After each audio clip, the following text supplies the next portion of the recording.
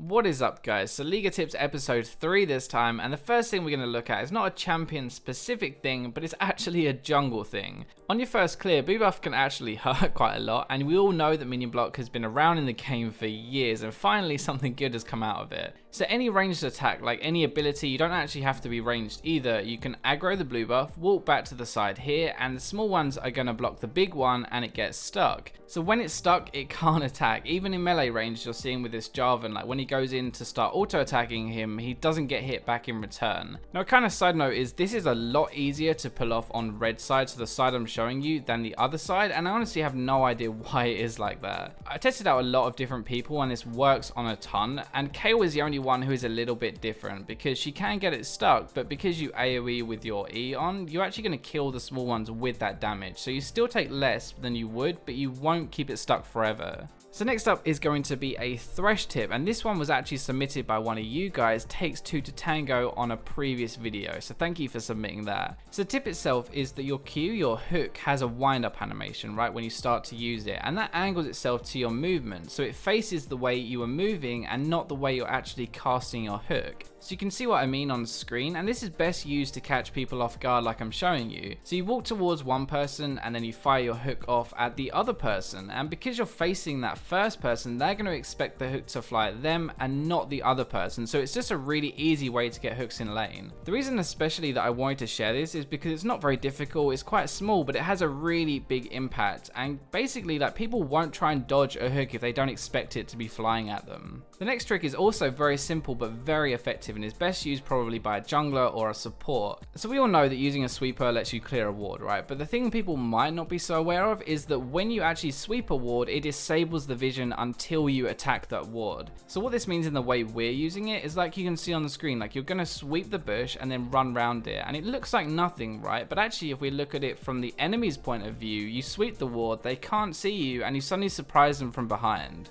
Not only is this a cool way to bypass wards and a cool way to gank, but having a ward gives someone a false sense of security, and it's actually really rare for someone to realize that that vision is suddenly being swept, so you're going to catch them off guard, and it'll increase your gank percentage by quite a lot. So as always, make sure you like the video if you learned something new. It's a really good way of me gauging how interesting you're finding these tips, but remember to comment with your tips as well, and as always, I'll catch you in the next video.